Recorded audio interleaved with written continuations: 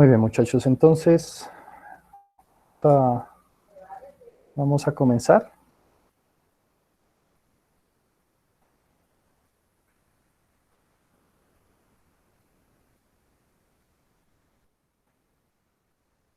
Me pidieron que hiciera unos pantallazos de evidencias de la sesión, entonces voy a tomar el primer pantallazo de inicio.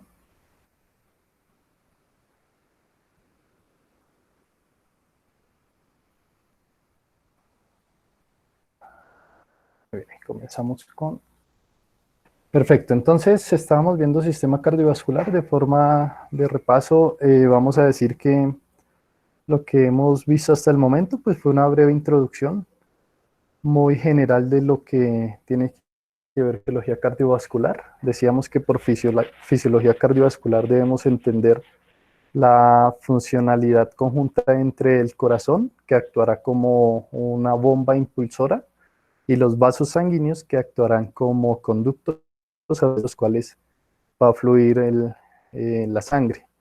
Decíamos asimismo que la fisiología cardiovascular debemos dividirla para su mejor entendimiento en dos grandes sistemas. Uno que llamamos fisiología de sistema circulatorio pulmonar o menor. Ese tiene su origen en el ventrículo derecho y va a salir un vaso que se llama arteria pulmonar, que va a llevar sangre pobre en oxígeno y rica en CO2 hacia los pulmones para el proceso de oxigenación.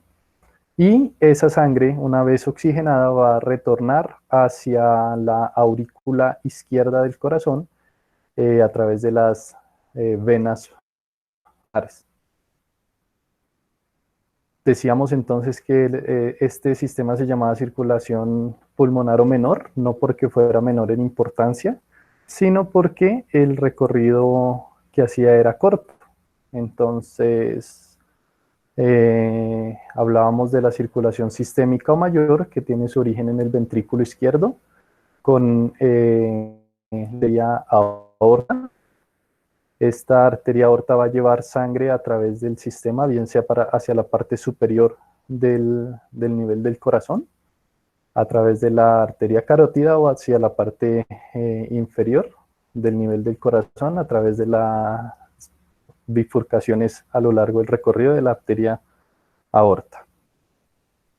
Hablábamos un poco de las presiones, decíamos que la presión en el sistema circulatorio mayor, pues estaba determinada por una presión diastólica de 80 milímetros de mercurio y una sistólica de 120 milímetros de mercurio, mientras que en la circulación pulmonar era significativamente menor estas presiones, pasando a una diastólica de 8 aproximadamente y una sistólica de 20 aproximadamente.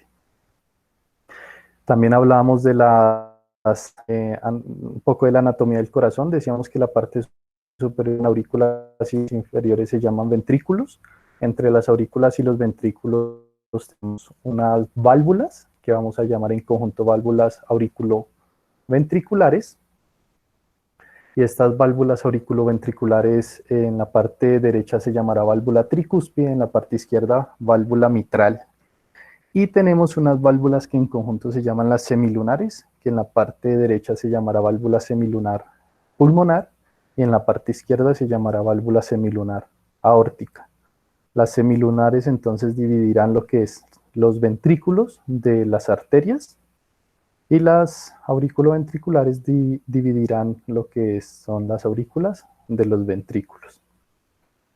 Y comenzábamos a hablar entonces de la anatomía funcional únicamente del sistema vascular. Entonces decíamos que vamos a decir que los vasos sanguíneos se van a dividir en arterias y arteriolas. La definición de una arteria, decíamos que era el vaso que alejaba la sangre del corazón. Decíamos también que íbamos a llamar en conjunto a estos vasos sanguíneos vasos de resistencia. Ahorita vamos a indicar por qué ese nombre, pero principalmente a las arteriolas, ¿de acuerdo? Y es básicamente porque son ellas las que tienen la capacidad de hacer vasodilatación, es decir, aumentar el diámetro interno, o vasoconstricción, perdón, que es disminuir a través de contracción del músculo liso el diámetro interno del vaso. Como abrir la llave, que sería la vasodilatación, o cómo cerrar la llave, que sería la vasoconstricción. Decíamos que teníamos venas y vénulas. Por definición, entonces, las venas y las vénulas serán los vasos sanguíneos, serán unos vasos sanguíneos que vamos a llamar en conjunto de vasos de capacitancia. Recuerden que un capacitor es un elemento que almacena. En un circuito eléctrico, un capacitor almacena energía. En nuestro sistema cardiovascular, un capacitor pues almacenará lo que fluye a través de los vasos, en este caso almacena sangre. Y decíamos que esa sangre está almacenada principalmente en dos grandes órganos, que serían pulmones y que sería el hígado. Y los capilares entonces son los vasos que permiten el intercambio de nutrientes. Los capilares como característica tienen una membrana muy delgada y esa membrana es porosa. Entonces a través de esos poros y generalmente por difusión van a pasar los elementos que necesitamos desde la sangre, es decir, desde el contenido vascular hacia el tejido, a su vez desde el tejido hacia la sangre, o sea, hacia el vaso sanguíneo, para posteriormente llevar de vuelta hacia donde se necesite para las funciones de misma. Muy bien.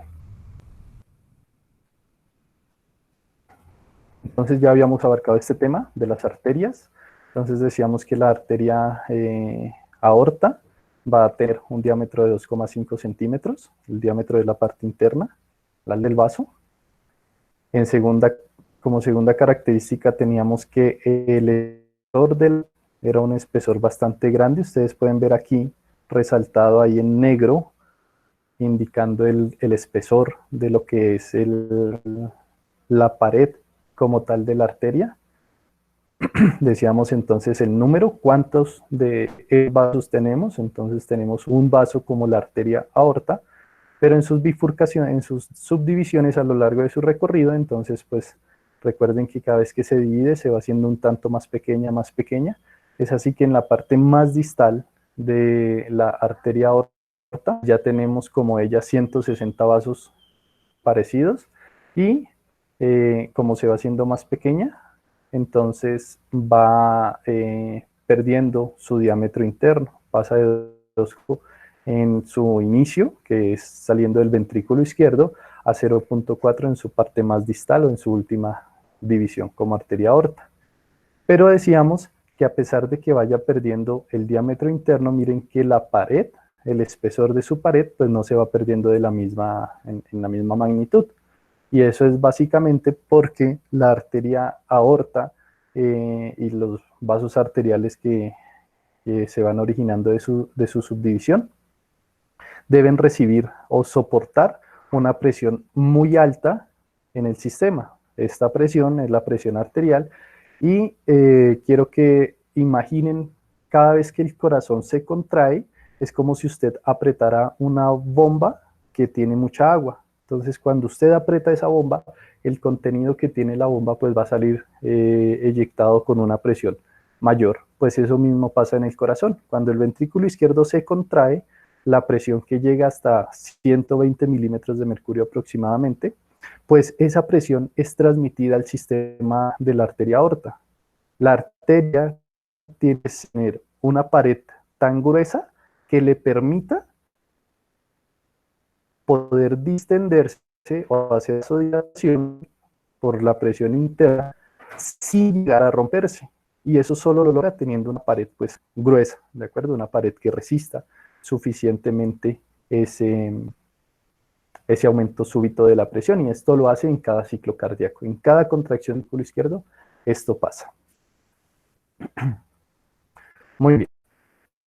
Entonces, para que lo tengan en cuenta, la parte más interna del vaso sanguíneo que sea, bien sea arteria, arteriola, capilar, vénula o vena, la parte más interna va a llamar endotelio. El endotelio es una delgada capa que recubre la parte interna del vaso sanguíneo.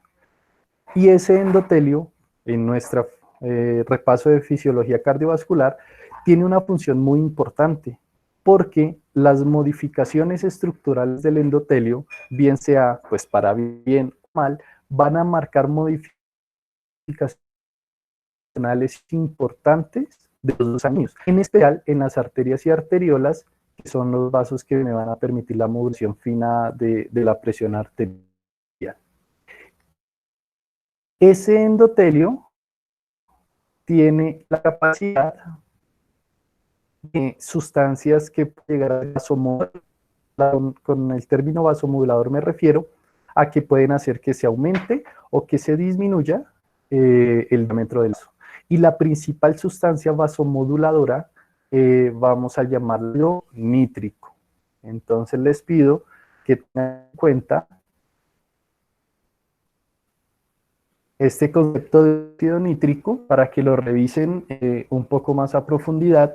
El óxido nítrico por tensión, digamos que tiene muchas funciones, ¿de acuerdo? En el cislar vamos a definir que el óxido nítrico es una sustancia liberada por el endo que tiene la capacidad de hacer vasodilatación, ¿vale? Les repito que el óxido nítrico tiene muchas funciones, también es una molécula asociada, por ejemplo, al estrés oxidativo, pero para la función vascular es como una sustancia vasodilatadora, ¿de acuerdo? Voy a ver qué hay. Sí, entonces Diego, el endotelio tiene la capacidad de generar una sustancia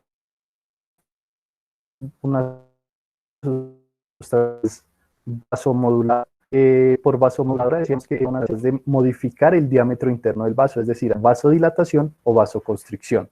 En este caso, el óxido nítrico es vasodilatador, es decir, que ante la presencia de óxido nítrico, el vaso sanguíneo se dilata, se agranda en su diámetro interno. Y eso pues va a favorecer eh, el flujo. Muy bien. Las arteriolas, entonces, que serían un paso más allá de las arterias. Recuerden que aquí vamos en un sistema que me lleva la sangre en este sentido. Entonces comenzamos a ver arterias y arteriolas. Tenemos una arteria, la arteria se va dividiendo paulatinamente en arteriola, y las arteriolas, principalmente ellas, son las que vamos a llamar de vasos de resistencia. Vasos de resistencia, porque si ustedes se dan cuenta, miren cómo está la pared o el espesor de este vaso. Con relación a la arteria aorta es mucho más grande. Se ve que el espesor de este vaso sanguíneo es mucho más grande y es básicamente, ese espesor es un poco mayor a la presencia de tejido muscular. En este caso estamos hablando del tejido muscular liso. Ese tejido muscular lo que hace es, pues a mayor músculo, mayor fuerza de contracción. Si hay vaso sanguíneo con un músculo liso más prominente, cuando este músculo liso haga contracción, el vaso sanguíneo se va a cerrar de forma más fuerte. Es decir, que decíamos el óxido nítrico, si teníamos óxido nítrico hacía vasodilatación aumentando el diámetro y permitiendo mayor flujo. En el caso, mientras más músculo liso tenga el vaso sanguíneo, va a poder hacer vasoconstricción de forma fuerte y a menor diámetro, entonces vamos a tener menor flujo sanguíneo. ¿Listo? Entonces miren acá, entonces el diámetro interno es muy pequeño, las arteriolas ahora van a ser vasos sanguíneos con diámetro muy pequeños,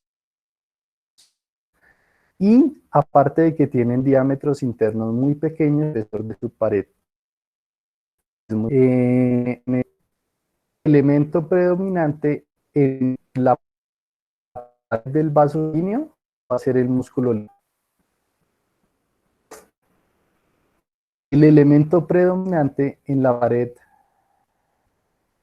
de una arteria es músculo, claro que sí, porque recuerden que es un vaso, una presión muy alta y tiene que resistir, pero también van a ser sustancias elásticas como el colágeno, que le da estructura, y la elastina, que le permite ser elástica, es decir, a aumentos de la presión, dilatarse, cingerse y volver a paulatinamente su aspecto original.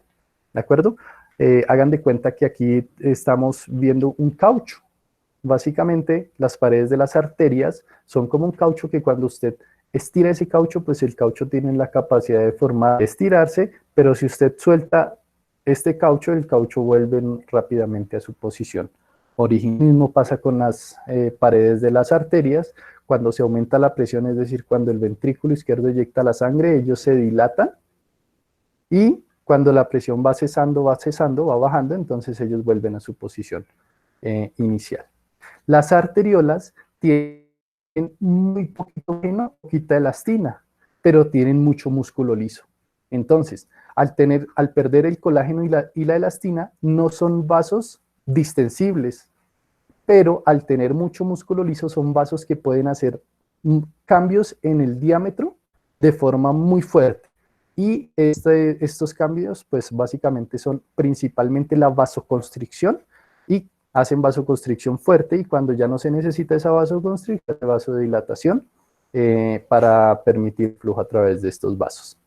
Aquí quiero que me acompañen a revisar un concepto, y este concepto pues básicamente va a cómo hace el cuerpo para llevar sangre a los tejidos que más necesitan pues de este elemento.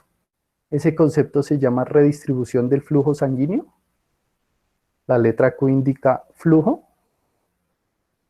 Y la redistribución del flujo sanguíneo está definida como la capacidad del sistema vascular de llevar sangre a los tejidos que más lo necesitan. ¿Por qué lo necesitan más? Porque son metabólicamente más activos en ese momento.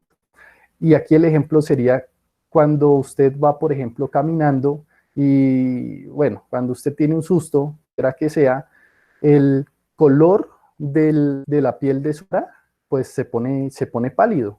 Ese color en condiciones normales un poco más rojizo lo da el flujo sanguíneo hacia la piel de la cara, ¿de acuerdo? Pero cuando usted se pálido significa que le da el color ya otra de forma predominante. Esta sangre a piel en su cara está siendo redistribuida, es decir, está siendo llevada hacia zonas metabólicas más activas. Por ejemplo, si va caminando por la calle y ve que algún elemento se cae encima, su reacción va a ser correr o saltar o hacer un movimiento rápido, un movimiento brusco, musculatura esquelética para quitarse de ese lugar. Pues si lo que tiene que hacer es correr, usted necesita que a sus piernas le llegue más sangre con más oxígeno y más nutrientes para poder hacer frente a esa. ¿De dónde obtiene ese aumento en la sangre, ese aumento en los nutrientes, ese aumento en el... Pues de llevar sangre ahora principalmente a las piernas y disminuir el aporte de sangre a otros lugares donde no son vitales para la acción en ese momento. Por ejemplo, la piel, ¿de acuerdo? Cuando usted come, entonces, cuando nosotros comemos, que todo el tubo digestivo, su inicio a nivel oral hasta su parte más final, pues sea un elemento metabólicamente más activo.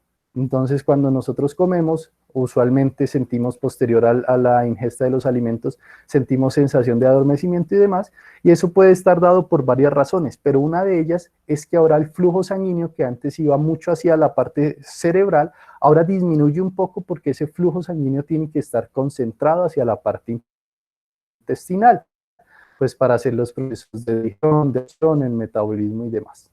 ¿De acuerdo?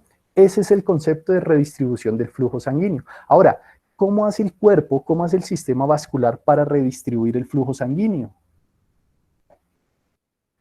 Pues básicamente lo que hace es hacer una vasoconstricción arteriolar, vasoconstricción de las arterias, que no necesito, más bien de los lechos, de los tejidos, a donde no los necesito primordialmente en ese momento, como por ejemplo el caso del flujo sanguíneo a nivel cerebral después de haber comido, o del flujo sanguíneo a nivel de la piel, cuando yo necesito hacer una acción motriz, digamos que rápida o de reacción.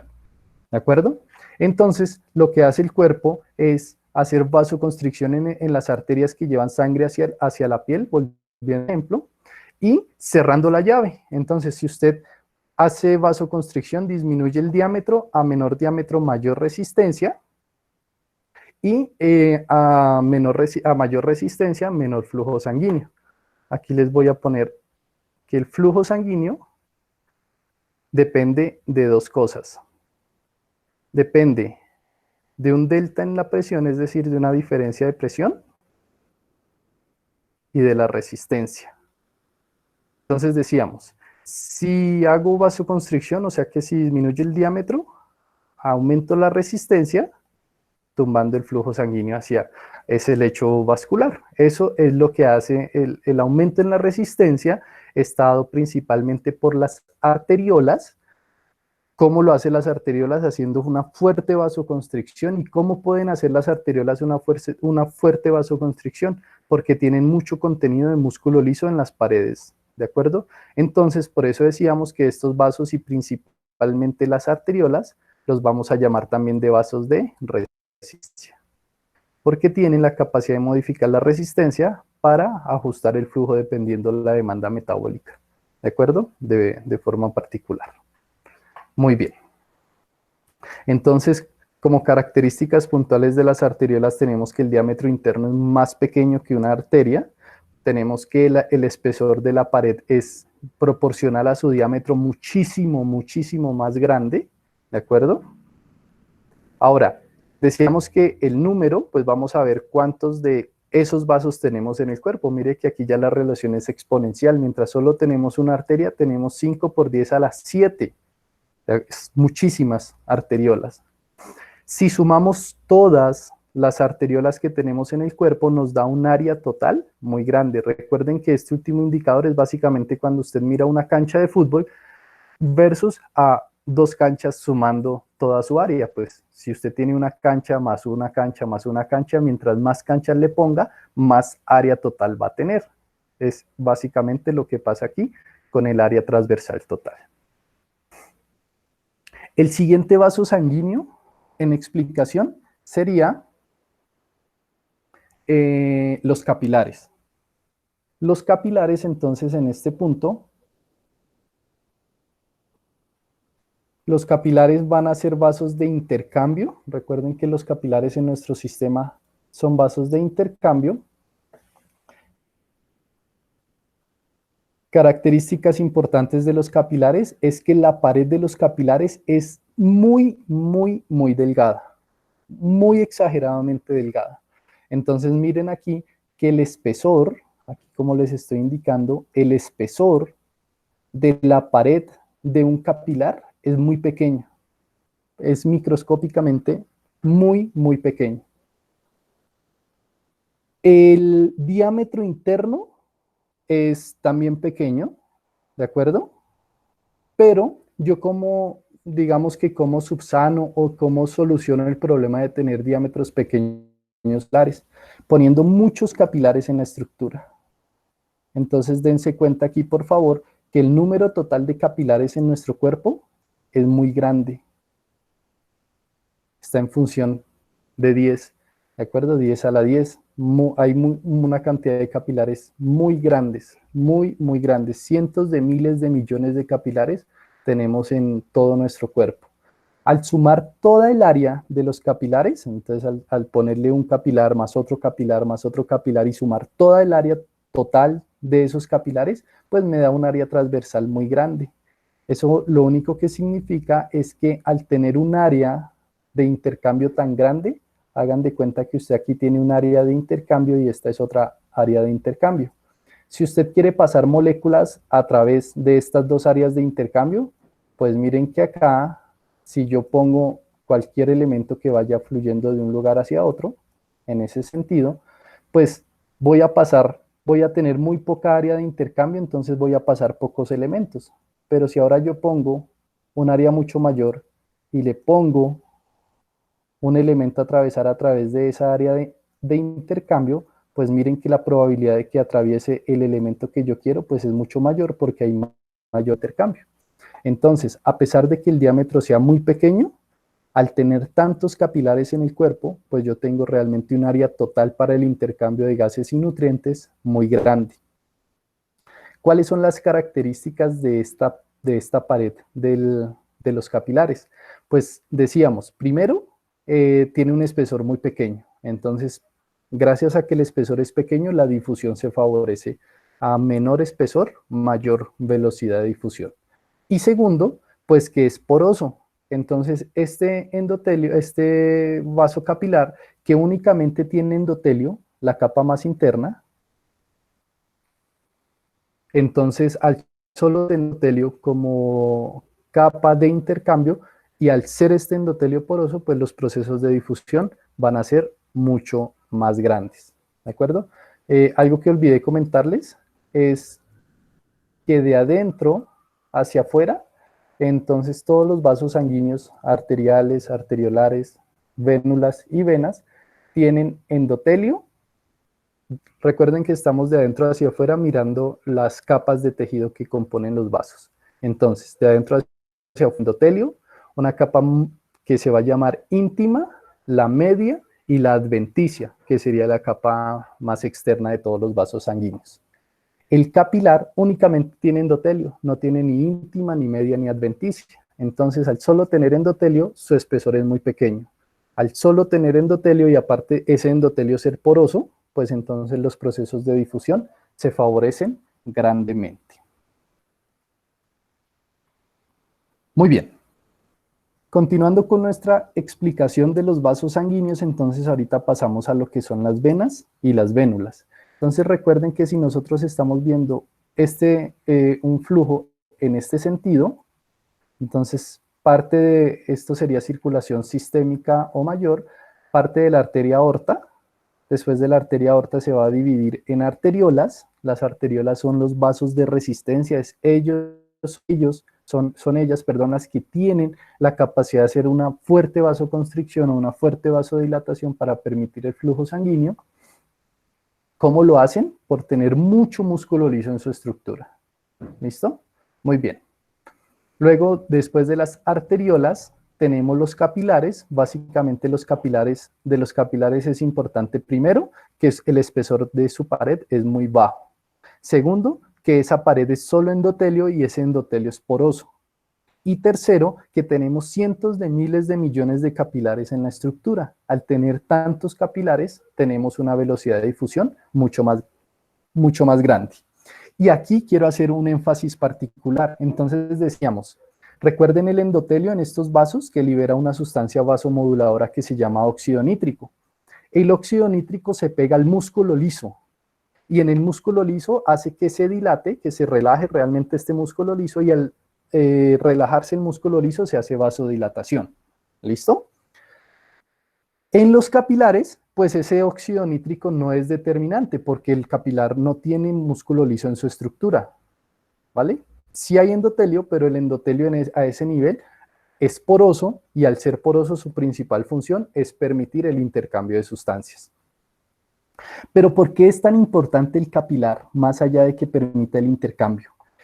Para nuestro estudio, en el repaso de la fisiología asociada a la práctica de actividad física, ejercicio o de entrenamiento, es importante los capilares porque usted con la práctica continua de actividad física va a provocar un proceso que se llama capilarización. ¿Qué es la capilarización? Es aumentar el número de los vasos capilares que tenemos en nuestro sistema. Y al usted aumentar el número de vasos capilares que tenemos en el sistema, es como ponerle mucho más espacio de intercambio a este nivel. Entonces ahora va a tener más espacio para hacer intercambio. Y al tener más espacio para hacer intercambio, pues su sistema se vuelve mucho más efectivo. Claro, si usted antes solo tenía uno para intercambio, pero ahora le pone dos y le pone tres, pues la velocidad de difusión aumenta. Es decir, que la capacidad de su sangre de entregar oxígeno al tejido va a aumentar. Es decir, que la capacidad de su sangre para recibir el CO2 que está produciendo el tejido va a aumentar. Y así sucesivamente, entonces estamos hablando de procesos que van a favorecer pues, los mecanismos de difusión que al aumentarse van a permitir que usted finalmente redunde en algo que se llama un aumento en el consumo de oxígeno. Muy bien. Perfecto, entonces continuando, ahora recuerden entonces de los capilares que esa que usted tiene una fuerte influencia a nivel de las cargas de ejercicio que van a favorecer el aumento del número de capilares, que eso técnicamente se llama capilarización.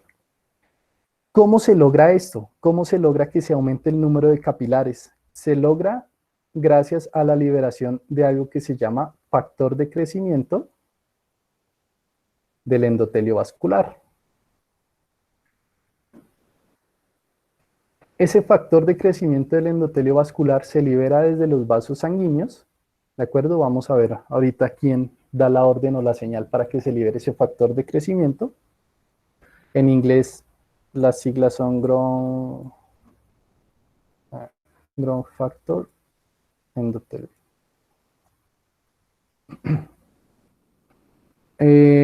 Estas son las siglas en inglés que la pueden encontrar también en inglés o las siglas en español, ¿de acuerdo? Muy bien. Ese factor de crecimiento del endotelio vascular va a favorecer que se formen más tejido endotelial. Al formarse más tejido endotelial, pues permite la formación de capilares y al tener más capilares, mayor velocidad de difusión. Muy bien. En las venas, pasando ya a las venas y a las vénulas, decíamos entonces que en conjunto las venas y las vénulas las vamos a llamar de vasos de capacitancia. Capacitancia, ¿por qué? Porque tienen la capacidad de almacenar. Para tener la capacidad de almacenar, las venas y las vénulas comparten una característica importante y es que la pared de las venas tiene mucho colágeno, la pared de las venas tiene mucho colágeno y tiene mucha elastina. Entonces, decíamos que el colágeno y la elastina en las arterias, pues daba la capacidad de que tuvieran la posibilidad de dilatarse fuertemente ante aumentos de la presión sin llegar a romperse y volver a su estructura normal. Pues muy bien, las venas y las vénulas tienen mucho colágeno y elastina. ¿Qué significa eso? Que el colágeno y la elastina les permite la capacidad de dilatarse fácilmente. Entonces, las venas se van a dilatar, van a permitir que en ese espacio extra de la dilatación se almacene sangre y esa sangre va a quedar ahí almacenada hasta que usted la necesite por alguna razón. Por ejemplo, cuando usted hace actividad física, su corazón late más rápido, se contrae más rápido y cuando hacemos actividad física necesitamos que el sistema movilice más nutrientes, movilice más oxígeno. ¿Cómo lo logra? Pues poniendo más carros en el sistema. Esos carros pues será en este caso los glóbulos rojos y la sangre de más que se obtiene de esos lugares donde tengo sangre almacenada, que principalmente decíamos que son los pulmones y es el hígado. ¿De acuerdo? Como característica importante, pues el diámetro de una vena y de una vénula es un diámetro, digamos que un tanto mayor que los capilares, mayor que las arteriolas, ¿de acuerdo? El espesor de la pared es muy delgado. Las venas y las vénulas no tienen mucho músculo liso. La cantidad de músculo liso que hay en la estructura es muy baja.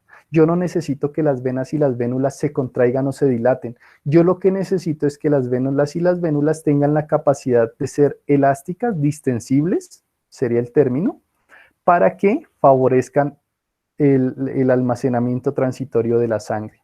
En ese orden de ideas, los elementos principales en las estructuras de las paredes de las venas y las vénulas va a ser el colágeno y la elastina, muy poquito músculo liso, sí hay, es necesario que haya, pero es muy poco en comparación con la expresión de músculo liso en arterias y arteriolas. Y estas especies de válvulas que les estoy subrayando ahí, que pueden ver principalmente en las venas, cumplen una función, y es asegurar que el flujo sanguíneo siempre vaya hacia arriba.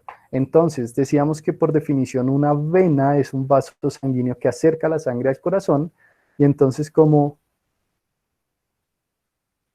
las venas van a tener un flujo que va a ir en contra de la gravedad, muchas de ellas, pues por ejemplo las de las extremidades inferiores, van a tener un flujo que va en contra de la gravedad.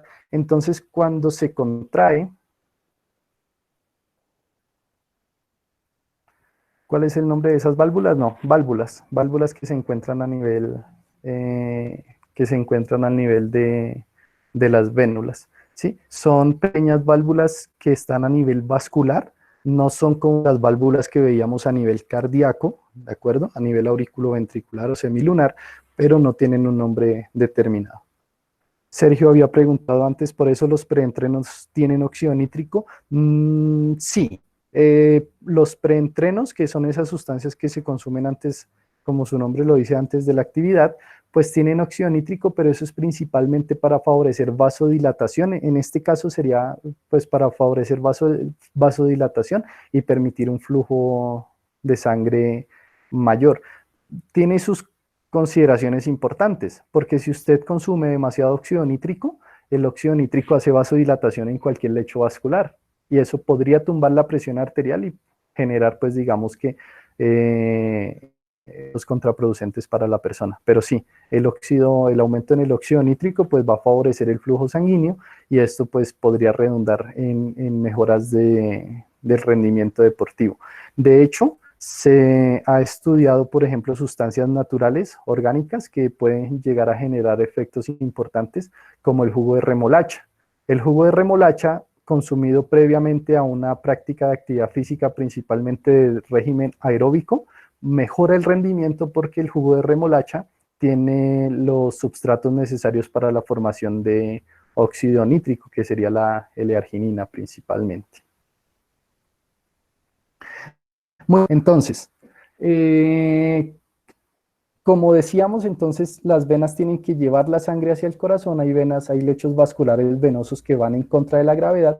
Entonces, ¿qué pasa? Cuando se hace contracción del músculo estriado esquelético, dentro del sistema vascular tenemos una bomba que se llama el corazón, ¿de acuerdo? Pero a nivel periférico, o sea, lejos del corazón, tenemos otras bombas que impulsan la sangre de regreso hacia el corazón. Esas bombas son el músculo estriado esquelético. De ahí que cuando usted termina una actividad física fuerte, usted no debería parar súbitamente. Usted debería seguir caminando, en el peor de los casos caminando, para que la contracción del músculo liso siga bombeando sangre de retorno hacia el corazón. Porque de lo contrario, si usted súbitamente para, toda la sangre está yendo hacia afuera del corazón por la acción del músculo cardíaco, ¿de acuerdo? Pero no hay una acción muscular que retorne sangre al corazón. Cuando entonces el músculo estriado esquelético, por ejemplo el de los isquiotibiales, el de los gastronemios, se contrae, impulsa la sangre que estaba a este nivel hacia arriba. Abre estas válvulas, la presión de la sangre abre las válvulas, y cuando la sangre va a retornar por acción de la gravedad, pues la sangre que va hacia abajo hace que las válvulas se cierren, y entonces ahora esta válvula cerrada va a mantener la sangre a este nivel.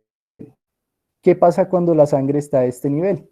Pues entonces va a esperar la acción nuevamente de impulso, abre las válvulas, pasa sangre, y la sangre que se devuelve cierra las válvulas, y así sucesivamente hasta que se llega al corazón. Las venas varices son daños en estas válvulas. Entonces, por eso las personas que permanecen mucho tiempo de pie deberían utilizar medidas de compresión para favorecer como una ayuda, digamos lo que en términos coloquiales como una especie de ayuda a esas válvulas para aumentar la presión y que la sangre siga fluyendo. Las venas varices no son otra cosa más allá de daños en esas válvulas. Se dañan esas válvulas, no cumplen su función, además la sangre queda ahí como estancada, esa sangre se va descomponiendo, se va dañando, a su vez dañando las paredes de los tejidos que en la vecindad, que serían esas válvulas, y pues eso es lo que se ve como una vena varice. Muy bien. Perfecto.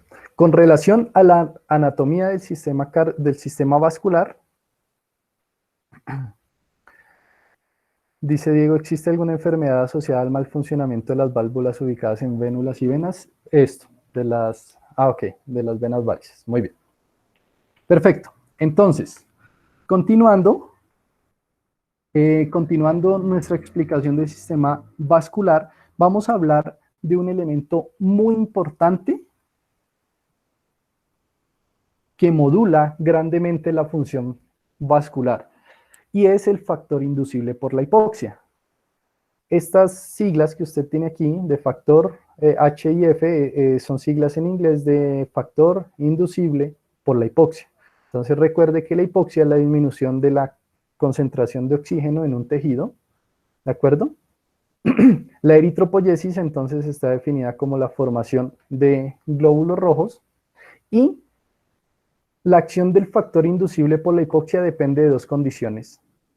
Condiciones de normoxia, es decir, cuando tenemos suficiente oxígeno en el, o condiciones de hipoxia, es decir, cuando tenemos poco oxígeno en el tejido. Entonces, el factor inducible por la hipoxia es el concepto que se estudia en el artículo que les compartí 2 días atrás, el cual les pido que lean muy bien para que puedan entender el rol determinante del factor inducible por la hipoxia en diferentes escenarios. Aquí, entonces, les voy a mostrar una gráfica de ese artículo en el que se explica cómo funciona el factor y cuál es su rol. Muy bien.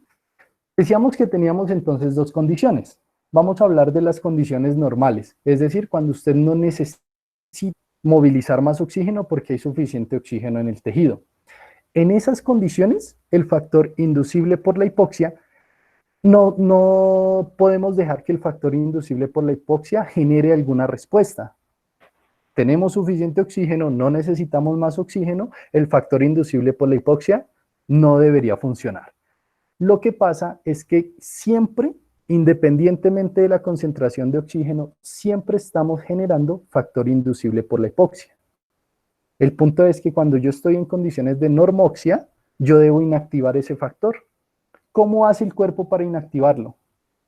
Entonces usted tiene aquí esquemáticamente representada la presencia de las moléculas de oxígeno y tiene aquí el factor inducible por la hipoxia. Entonces tenemos varias expresiones del factor. En este caso vamos a centrarnos a familia alfa, factor inducible por la hipoxia, subunidad alfa. Esa subunidad alfa, como les decía, siempre la estoy generando. Siempre estoy generando esa subunidad alfa. Lo que pasa es que en condiciones de normoxia yo voy a inactivar ese factor inducible por la hipoxia. ¿Cuál es el primer paso para inactivarlo? Los procesos de hidroxilación y acetilación. ¿Qué es hidroxilación? Es pegarle un grupo OH a la estructura de la molécula que yo quiero hidroxilar. ¿Qué es acetilación? Es pegarle un grupo acetil a la molécula que yo quiero marcar. Este primer paso de hidroxilación y acetilación básicamente es marcar la estructura. Yo le voy a poner una marca a esa molécula porque necesito destruirla. Pero ¿cómo sabe el cuerpo cuál estructura tiene que destruir? Esa estructura que está hidroxilada y que tiene un grupo acetil ahora en su membrana. Muy bien, entonces, seguimos con las condiciones de normoxia. Ahora yo lo que tengo es el mismo factor, pero marcado. Marcado como a través de un grupo OH, un grupo hidroxilo, y a través de un grupo acetil. Una vez marco principalmente voy a enfocarme en el grupo acetil. Una vez yo tengo este grupo pegado en la estructura, dicho así como muy pedagógicamente, para yo poder pegarle este grupo acetil, primero tengo que hidroxilarlo. ¿De acuerdo? Entonces, primer paso es hidroxilar, segundo paso es pegarle el grupo acetil, y es en este grupo acetil que yo le voy a pegar una molécula que se llama von Hippel-Lindau. Esta molécula, este factor proteico, es una proteína, como ustedes lo ven acá marcado. Esa proteína va a ser determinante para los de ubiquitinación. Las ubiquitinas son moléculas que se van a pegar a la estructura de cualquier tipo de molécula para destruirla. Entonces, retomemos acá. Decíamos, tengo que hidroxilarlo y acetilarlo para pegarle el factor proteico. Muy bien. ¿En dónde voy a pegar este factor proteico? En el grupo acetil que le pegué previamente. Miren. Pero decíamos que para que yo pueda acetilar esta molécula, primero tengo que hidroxilarla. Es una secuencia. Lo hidroxilo, después que lo hidroxilo lo puedo acetilar y después que lo puedo acetilar, este factor proteico es capaz de reconocerlo. ¿De acuerdo? ¿Qué reconoce ese grupo acetil que le pegué? Después que le pegué el factor proteico, las ubiquitinas, que son estas marcadas aquí en verde, van a reconocer esa molécula, porque yo ya le puse todos los elementos necesarios para ser reconocida. Entonces, una vez yo ya le puse el factor proteico, el VHL, el von Hippel-Lindau, las ubiquitinas la reconocen y se le pegan. Y cuando se le pegan, la destruyen. Degradan este factor inducible por la hipoxia tipo alfa. Al degradar el factor inducible por la hipoxia, pues ya no tiene ninguna funcionalidad. Lo rompí, lo inactivé. ¿Qué hago posteriormente? Cojo los grupos OH, los hidroxilos, cojo los grupos acetilo, cojo las ubiquitinas y las reciclo. ¿De acuerdo? Ellas no se destruyen, ellas simplemente se utilizan para la marcación. Las ubiquitinas finalmente las degradan el factor inducible por la hipoxia, y todos esos elementos que utilizan los grupos OH, las ubiquitinas, el grupo acetil y el factor proteico, lo voy a reciclar para estar listo al siguiente ciclo. ¿Listo? De esa forma, yo inactivo a mi factor inducible por la hipoxia. Y si el factor inducible por la hipoxia se inactivó, no genera ninguna respuesta. Vámonos para la parte B. La parte B indica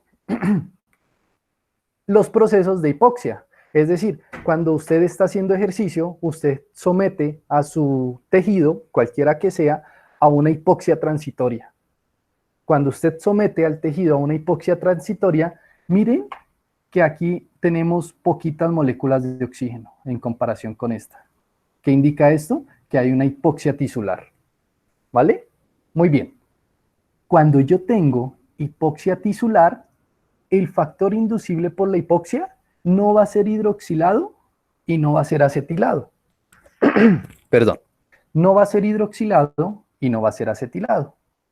Si no es hidroxilado ni es acetilado, el factor proteico, el von Hippel-Lindau, no tiene a quién pegársele, porque no puede reconocer ninguna estructura. Y si no se le pega el von Hippel-Lindau, las ubiquitinas están silenciadas, no pueden pegarse, no pueden funcionar porque no pueden reconocer ninguna estructura. Y si no se le pegan las ubiquitinas, pues no se destruye el factor inducible por la hipoxia. Es decir, que ante condiciones de hipoxia, yo tengo la formación del factor inducible por la hipoxia sin ningún tipo de marcación. Cuando no lo marco, ese factor tiene la capacidad de migrar o desplazarse hasta el núcleo, siempre y cuando no esté hidroxilado y no esté acetilado, es decir, siempre y cuando no se le peguen los grupos OH ni el grupo acetil. Perfecto. Si yo no lo hidroxilé ni lo acetilé, va a producir algo que se llama translocación, que no es otra cosa que migrar, que desplazarse, que llegar. ¿Hasta dónde? Hasta el núcleo.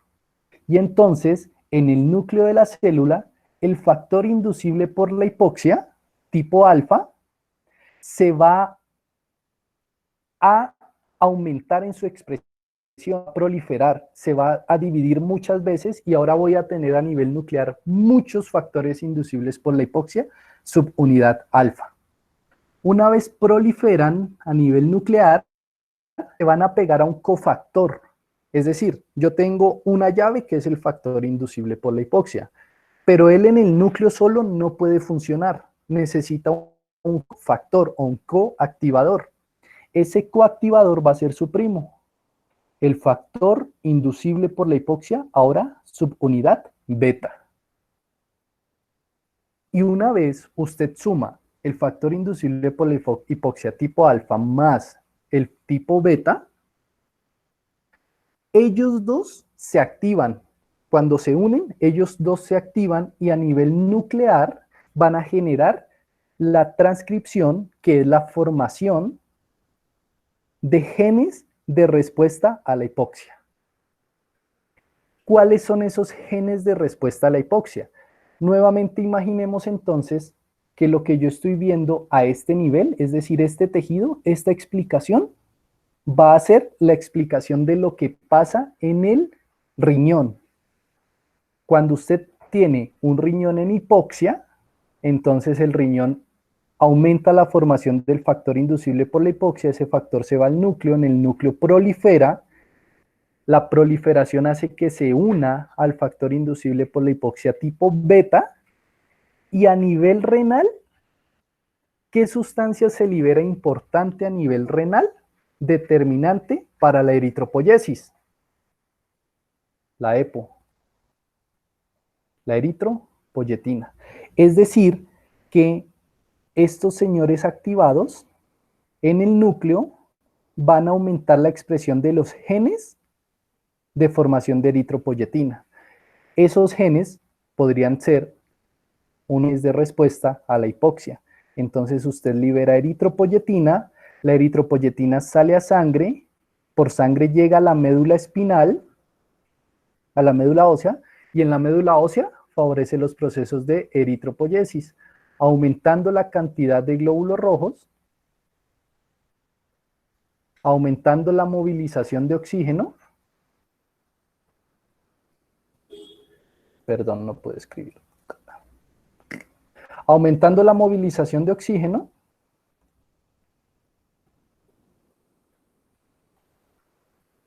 y pasando de condiciones hipóxicas a condiciones normóxicas.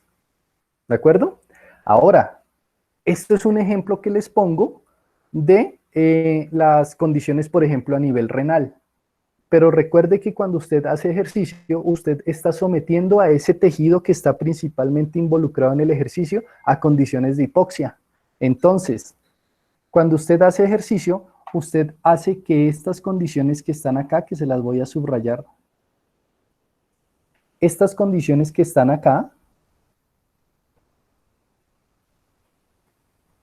sean las que están predominando en el tejido. Por ejemplo, del músculo cuando usted está corriendo, no sé, o del pectoral cuando usted está haciendo un circuito en el gimnasio para entrenamiento del pectoral. Pues usted está sometiendo a ese tejido muscular a condiciones de hipoxia. Se activa este proceso, ¿no? Y la activación de este proceso va a hacer que se activen genes de respuesta a hipoxia.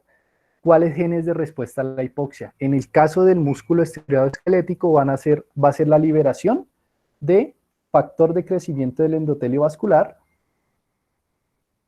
y ese factor de crecimiento del endotelio vascular, factor de crecimiento del endotelio vascular, lo que va a hacer es que usted genere más vasos capilares, y al generar más vasos capilares hace que posteriormente, esto no es un proceso que pasa en cuestión de minutos, la formación de vasos sanguíneos de capilares puntualmente es un proceso que tarda tiempo, ¿de acuerdo? Pero finalmente usted después va a tener es un tejido con muchos capilares que si usted vuelve a someterlo a cargas de entrenamiento, pues va a tener más capacidad de hacer difusión y por consiguiente va a movilizar más oxígeno y por consiguiente va a generar más ATP, ¿de acuerdo? Es decir, va a aumentar el consumo máximo de oxígeno.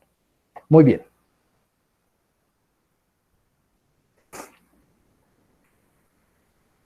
Ese factor inducible por la hipoxia tipo alfa o tipo beta tiene un sinnúmero de respuestas o genera un sinnúmero de respuestas en diferentes partes de su cuerpo.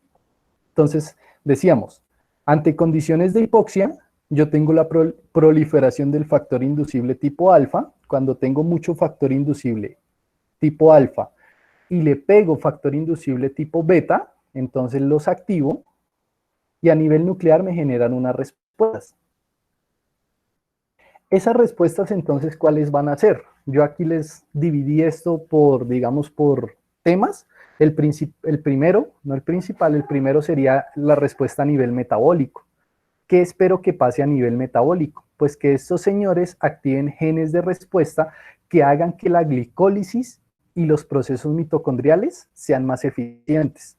En este caso, ¿cuáles son las respuestas? Pues a nivel de la glicólisis, yo lo que voy a aumentar son aquellas moléculas que me van a aumentar la velocidad de los procesos glucolíticos. En este caso serían las enzimas, la hexoquinasa, la fosfofructoquinasa.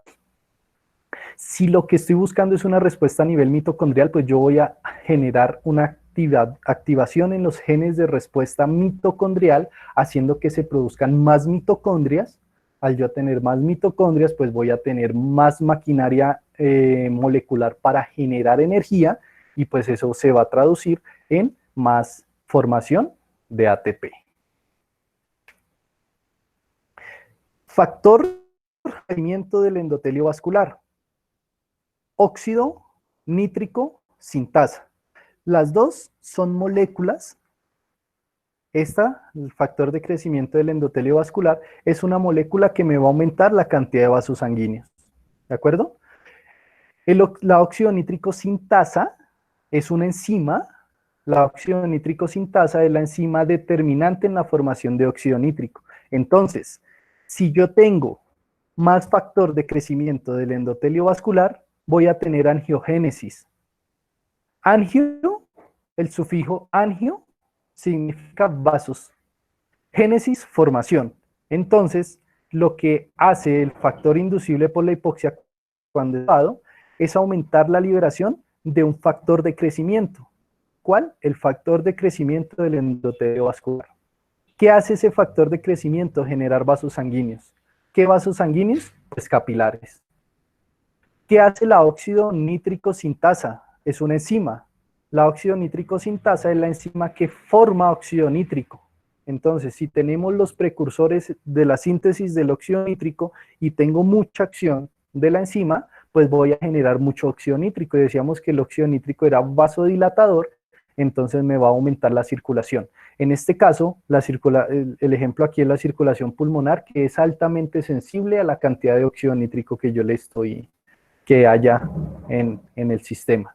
¿De acuerdo? Pero el óxido nítrico funciona a cualquier nivel de los lechos vasculares, que tenga endotelio para que libere óxido nítrico y que tenga músculo liso para que se produzca vasodilatación. ¿De acuerdo? Es decir, para que se relaje el músculo liso. Tenemos otros factores, como por ejemplo la eritropoyetina, que usted ya sabe que la eritropoyetina se sintetiza en el riñón. ¿Qué pasa si hay exceso de óxido nítrico? Entonces, me preguntan qué pasa si hay exceso de óxido nítrico. Entonces decíamos que el flujo sanguíneo es igual a una diferencia de presión sobre la resistencia. La resistencia en este caso va a depender, de el diámetro del vaso. Si usted aumenta el diámetro del vaso, que sería lo que pasa cuando usted pone óxido nítrico, usted tumba la resistencia. Y si la resistencia es 0, esta división será 0, por consiguiente el flujo será 0. Es decir, a mucho óxido nítrico usted tumba la resistencia, tumbando la presión, y si no hay presión, no hay flujo sanguíneo. Se desmaya la persona. En el mejor de los casos, lo que podría pasar es una hipoperfusión cerebral. El cerebro detecta que está llegando poco oxígeno y nutrientes, entonces pues simplemente se desconecta para no seguir en esa condición que podría llegar a ser potencialmente peligrosa, entonces se desconecta y se traduce en un desmayo. Pero esto podría ser pues catastrófico si lo que estamos viendo es que es una persona de edad con una función cardiovascular comprometida pues por los procesos degenerativos propios de la edad y demás. Pero en personas jóvenes aparentemente sanas que se excedan en la formación, más que formación sería en la presencia de óxido nítrico por agentes externos, pues se tumba la resistencia tumbando el flujo. No hay flujo sanguíneo y pues no, el sistema no puede funcionar. Entonces, el exceso de óxido nítrico es patológico. Además, el óxido nítrico es uno de las moléculas que pueden generar radicales libres. En este caso no serían radicales libres de oxígeno, sino radicales libres de óxido nítrico, y eso pues aumenta el estrés oxidativo siendo deleterio para el tejido. Muy bien, entonces decíamos, la eritropoyetina. La eritropoyetina pues favorece la eritropoyesis, se libera en el riñón ante disminuciones de la presión, de la expresión, perdón, o de la cantidad de oxígeno que hay en el tejido. Los cuerpos carotídeos. Los cuerpos carotídeos son unas estructuras que se ubican ahí donde nosotros usualmente tomamos la frecuencia cardíaca a nivel del cuello. Ahí tenemos cuerpos carotídeos. Los cuerpos carotídeos cumplen, digamos que tienen ahí justo donde tenemos los cuerpos carotídeos, también tenemos los varorreceptores. En este caso particular, los cuerpos carotídeos son estructuras encargadas de censar cuánto oxígeno hay en el sistema. ¿De acuerdo? Si hay mucho oxígeno, pues debo ventilar menos. Si hay poco oxígeno, debo ventilar más. Entonces esos cuerpos carotídeos actúan como quimioreceptores, sensibles a oxígeno, a CO2 principalmente, y dependiendo de la cantidad del gas, pues van a hacer que se aumente o que se disminuya la ventilación. El factor inducible por la hipoxia tiene una función sensibilizando los cuerpos carotídeos para que el control de la ventilación sea mucho más preciso ante cambios más pequeños en las concentraciones de los gases en la química sanguínea. El epitelio, siguiente concepto que tenemos acá. El epitelio de la vía aérea. El epitelio, hagan de cuenta que es algo así como el endotelio, pero en los conductos que están expuestos o que están en contacto con el medio externo del cuerpo. Entonces decíamos, endotelio es la estructura más interna del vaso sanguíneo. El epitelio va a ser una estructura también interna, pero de conductos que están en contacto con el medio externo. Por ejemplo, el epitelio de la vía aérea. Entonces usted en su tráquea, en su faringe, en su laringe, usted tiene un epitelio. Ese epitelio es una estructura interna altamente sensible también. Por ejemplo, es altamente sensible a los agentes que pueden llegar a ser potencialmente peligrosos. Entonces el epitelio es altamente reactivo, como por ejemplo cuando usted no está acostumbrado al humo del cigarrillo y usted fuma o hay alguien que está muy cerca de usted, inhala ese aire, el epitelio entiende que ese aire que usted está inhalando lleva un agente tóxico y hace broncoconstricción, entonces usted comienza a toser, ¿de acuerdo? Esa sería una de las muchas funciones que se le pueden asociar al epitelio de la vía aérea. El factor inducible por la hipoxia estimula el epitelio para su desarrollo y para la consolidación en el desarrollo pulmonar. Es decir, que cuando nosotros hacemos ejercicio, también a nivel de los epitelios, tenemos una estimulación para que ese epitelio se mantenga funcional, se mantenga reactivo, se mantenga limpio, se mantenga fuerte durante más tiempo para conservar la función pulmonar. Y estas dos últimas funciones asociadas, digamos que son funciones que podrían llegar a ser patológicas, pongámosle carita triste. ¿Por qué? Porque el desarrollo del endotelio podría llegar a causar, bueno, en este caso el desarrollo del endotelio, si es por un daño propio en el pulmón, pues podría llegar a ser beneficioso para la reconstrucción de ese lecho pulmonar, ¿de acuerdo? De la vasculatura de ese lecho pulmonar y restablecer la función pulmonar. El punto es que se ha visto asociado, por ejemplo, las personas que tienen algún daño a nivel pulmonar o las personas con procesos cancerígenos, se ha visto asociado que el factor inducible por la hipoxia va a potencializar los efectos deleterios de, en este caso, por ejemplo, una neoplasia, un cáncer. ¿Por qué? Porque las células cancerígenas son células que tienen una tasa de replicación muy alta. Al tener una tasa de replicación muy alta, necesitan mucho oxígeno para asegurar su función. Pues como tienen una tasa de replicación tan alta, transitoriamente se quedan en condiciones hipóxicas, el factor inducible por la hipoxia les pega más vasos sanguíneos, hace que se genere más lechos vasculares sobre esas células neoplásicas, y al tener flujo sanguíneo aumentado tienen mayor velocidad de replicación y entonces se van a dividir más rápido, haciendo que la proliferación de las células malignas sea mayor, ¿no? A mayor velocidad. De hecho, hoy en día hay estudios clínicos en los que están intentando inactivar el factor inducible por la hipoxia en los procesos cancerígenos para disminuir el tamaño del tumor o para cesar la formación de las células cancerígenas, pero pues son cosas que están apenas en estudio. Muy bien, creo que con esto abordamos de forma muy grande, pero muy concreta, lo que tiene que ver con la fisiología vascular únicamente, para mañana continuar nuestra explicación orientado hacia la fisiología cardíaca como foco de revisión. Entonces, a partir de ese momento, pues si les parece, abramos para preguntas, dejémoslo ahí. A partir de ese momento son preguntas de parte de ustedes y daríamos por la sesión una vez terminemos las preguntas.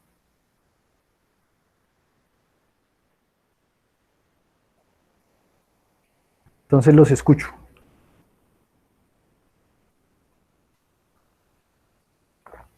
O los leo.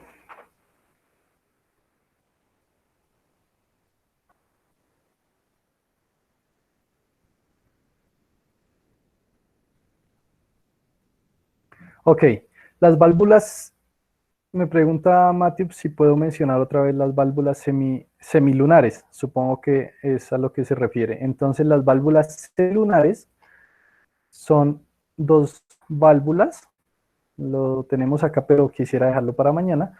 Las válvulas semilunares básicamente son, voy a dividir esto.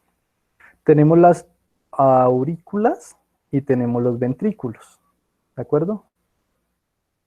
Las válvulas semilunares dividían los ventrículos de las arterias que nacen en los ventrículos. En este caso, si es la parte izquierda sería la arteria aorta y si es en la parte derecha sería la arteria pulmonar. Estas válvulas aquí, estas estructuras aquí, serían las válvulas semilunares. Ellas se abren cuando el ventrículo izquierdo, cualquiera que sea, se contrae, las válvulas se abren para permitir el paso de sangre. Entonces el ventrículo se contrae, aumenta la presión a este nivel, el aumento de la presión abre la válvula y hay flujo sanguíneo. Esa es la función de las válvulas semilunares. Son dos, la válvula semilunar derecha, que separa el ventrículo derecho de la arteria pulmonar, se llama válvula semilunar pulmonar, y la válvula de la parte izquierda del corazón, que separa el ventrículo izquierdo de la arteria aorta, se llama válvula semilunar aórtica.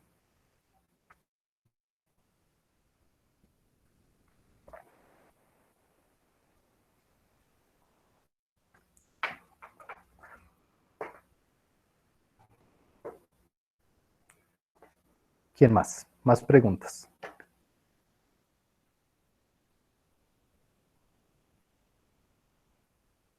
Ok, Sergio me pregunta sobre angiogénesis.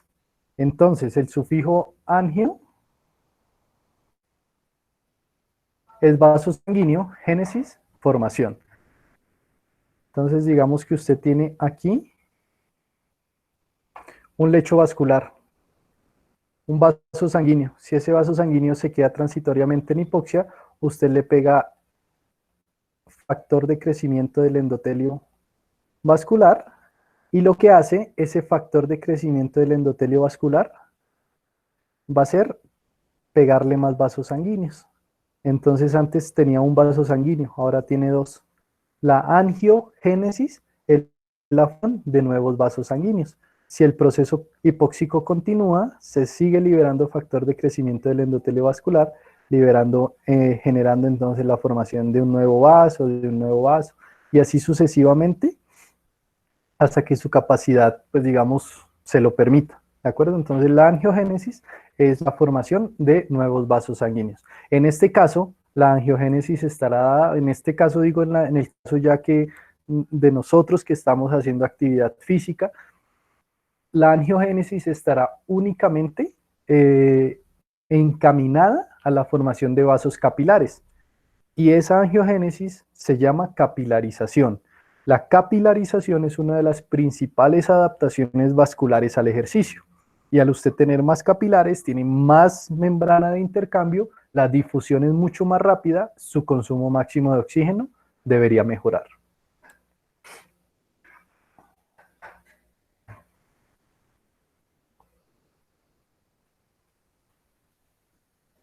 Con gusto, Sergio. ¿Quién más? Hoy se escucha mejor, la conexión hoy ha estado mejor, se escucha mejor a través de esta plataforma.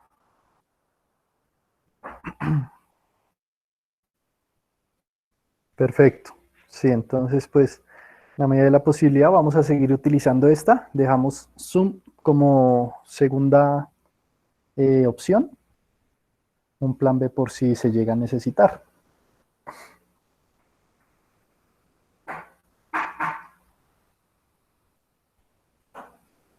Ok. Pues hay algunos que consideran mejor el otro, pero bueno, vamos a ser democráticos en este tiempo.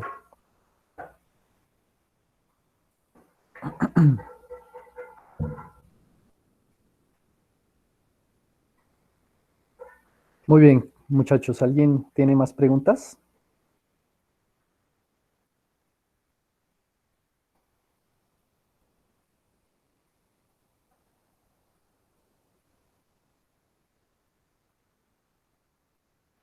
Para la sesión de mañana, les voy a pedir que nos conectemos a las 10 de la mañana, ¿de acuerdo? No va a ser a las 9, va a ser a las 10. Les voy a pedir que revisen lo que queda de la presentación.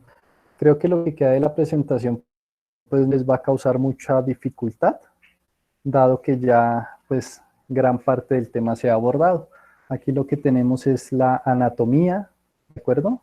Del corazón. Decíamos entonces parte superior aurículas, parte inferior ventrículos.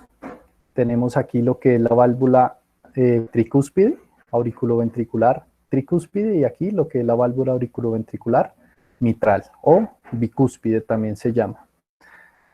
Les comentaba que por cuestiones pedagógicas yo les pinté la salida de la arteria aorta hacia abajo, pero dense cuenta aquí que la salida de la arteria aorta es hacia arriba.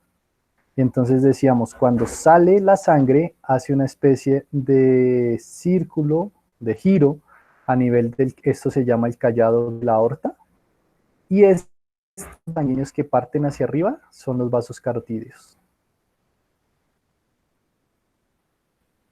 La arteria aorta entonces va a pasar por detrás del corazón y va a seguir hacia abajo en su recorrido hacia las partes más periféricas, ¿de acuerdo? Del cuerpo. Tenemos aquí entonces también las válvulas. Aquí les estoy rayando sobre la válvula semilunar pulmonar, ¿de acuerdo? La válvula semilunar aórtica no la vemos porque está atrás de esto, ¿de acuerdo? Tenemos entonces aquí importante que usted note que la pared del ventrículo izquierdo es mucho más, tiene un espesor mucho más grande que la pared del ventrículo derecho. Recuerden que esto es músculo estriado, solo que es cardíaco porque tiene unas características particulares. Entonces el músculo, al ser sometido a una presión mayor, va a ser hipertrofiado, como el músculo estriado esquelético, ¿de acuerdo? Entonces, como la presión del ventrículo izquierdo, del sistema circulatorio sistémico, es mayor, el ventrículo izquierdo tiene que desarrollar más masa muscular para vencer esa resistencia aumentada. Por eso la pared del ventrículo izquierdo es más fuerte, más grande que la pared del ventrículo derecho, que solo tiene que bombear la sangre a una muy baja resistencia hasta los pulmones que casi que están al mismo nivel anatómico de ellos. ¿De acuerdo? Entonces tenemos, repito, aurículas, ventrículos en la parte de abajo, válvulas auriculoventriculares, válvulas semilunares, que no la alcanzamos a ver acá. Tenemos aquí las venas cavas, esto que usted tiene aquí, entonces son venas, vena cava superior, vena cava inferior. Aquí tenemos la bifurcación de la arteria aorta para ir al pulmón derecho y al pulmón izquierdo. Aquí tenemos el inicio de las arterias carotídeas. Posterior a esto tenemos la continuación de la arteria aorta. Y aquí tenemos la llegada de las venas pulmonares.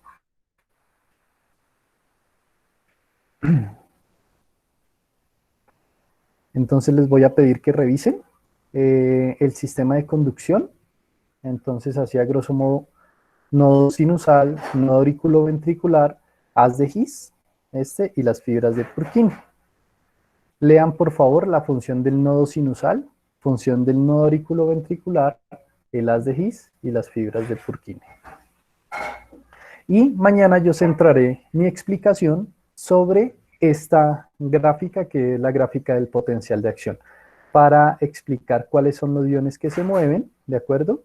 Y el corazón tiene la capacidad de ser autómata, de generar su propio potencial de acción. Para finalmente pues hablar de las propiedades del corazón, tendríamos la sesión del día de mañana.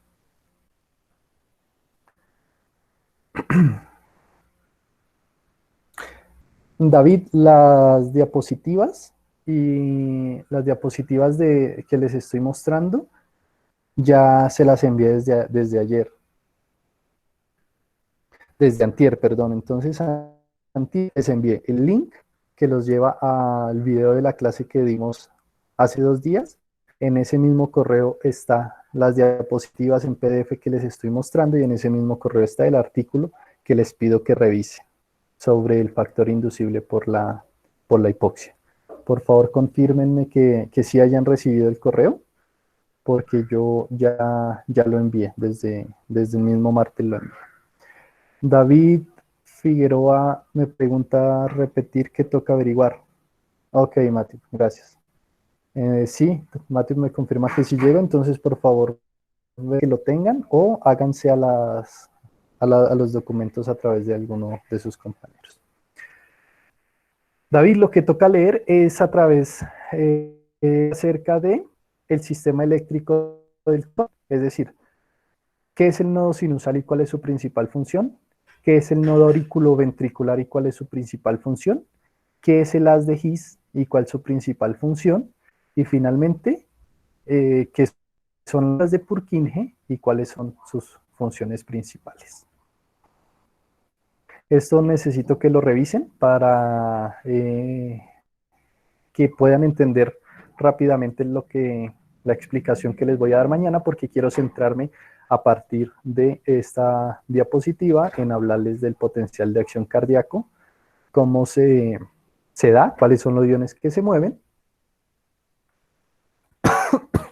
y hacer énfasis en la capacidad de automatismo del corazón, que sería la explicación de esta imagen potencial de acción. ¿Listo? De ahí en adelante, pues son explicaciones muy breves acerca de lo que ustedes ya vieron, y esperamos llegar hasta y diapositiva de ciclocardíaca con el de mañana. Muy bien, muchachos. Entonces, ¿tienen más preguntas?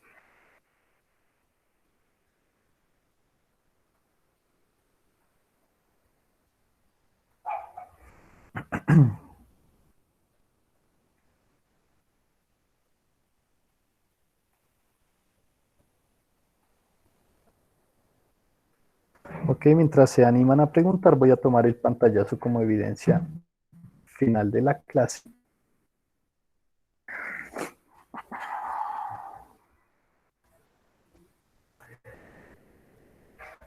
Perfecto. Entonces, de todas formas, recuerden que quedó al correo electrónico. Si tienen algún tipo de duda, pregunta, con mucho gusto ahí se las responderé. ¿De acuerdo? Y nos vemos entonces mañana. Como favor especial les pido que se conecten a las 10 en punto. Estaré enviando el link para que se conecten a la sesión. Me practiqué la redistribución del vaso sanguíneo, no, del flujo sanguíneo. Entonces, la redistribución del flujo sanguíneo básicamente es llevar sangre de forma predilecta a tejidos que tienen más demanda metabólica. Por ejemplo, cuando ustedes van al gimnasio y comienzan a hacer curl de bíceps, ¿de acuerdo? A levantar peso para curl de bíceps, ustedes ven que estos bíceps se aumentan en tamaño. Ese aumento del tamaño no significa que ustedes ya hipertrofiaron en 2 series de 15 repeticiones. No, ese aumento en el tamaño de su bíceps significa que le está llegando más sangre. ¿Por qué le está llegando más sangre? Porque el tejido está metabólicamente más activo. ¿De acuerdo? Y entonces el cuerpo hace una redistribución del flujo sanguíneo para que a ese tejido le llegue más flujo de sangre. Este concepto es muy importante, por ejemplo, cuando ustedes están trabajando con adultos más o con personas de rehabilitación cardiovascular. Porque si usted es un adulto mayor que tiene el corazón ya función cardíaca comprometida, repito, por el desgaste natural del funcionamiento de muchos años, si usted a esta persona, por ejemplo, le pone a hacer un ejercicio para pierna y rápidamente cambia y le pone a hacer ahora un ejercicio para pecho, para espalda, para bíceps, pues la redistribución de flujo sanguíneo en ellos no va a funcionar de forma muy adecuada. Va a tardar mucho tiempo y por consiguiente va a comprometer la función cardiovascular. ¿De acuerdo? Es importante que usted tenga en cuenta estos conceptos cuando está trabajando con poblaciones con características especiales como el adulto mayor o con alguna patología. Que la congestión muscular, entiendo que la congestión muscular es saturar el músculo particular para generar más adaptaciones funcionales. No sé si el concepto sea equivalente, porque va a flujos ahí, va a la redistribución del flujo, llevar más sangre a donde lo necesita. Y la congestión muscular es saturar los procesos metabólicos de un músculo determinado para generar las adaptaciones. Hay, fisiológicamente, hay 3 mecanismos por los cuales se genera la adaptación. Por el estrés metabólico, ¿sí? Por la ruptura de las fibras musculares o por el aumento de la tensión mecánica. Ese concepto de congestión muscular iría asociado a estrés metabólico para saturar pues esos procesos y generar adaptaciones a nivel funcional. Pero pues más allá de saber si eso no es equivalente, no podría responderle con claridad. Si me permite, mañana me vuelve a hacer la pregunta, reviso el concepto, pero yo creería que no. Una cosa es la función muscular asociada a los procesos metabólicos y otra cosa es la redistribución del flujo sanguíneo asociada a llevar más sangre con oxígeno y nutrientes.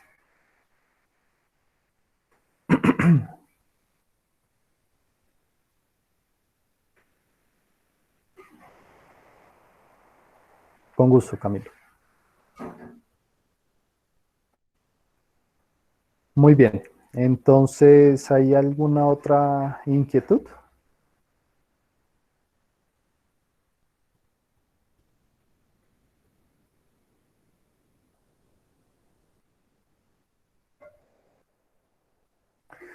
Si no hay ninguna otra inquietud, muchachos, entonces damos por finalizada esta sesión. En unos minutos les enviaré entonces el link de, del video para que ustedes lo puedan revisar posteriormente si es su intención. Y entonces, siendo así, muchachos, terminamos esta sesión. Les agradezco su participación y los espero mañana en el horario acordado.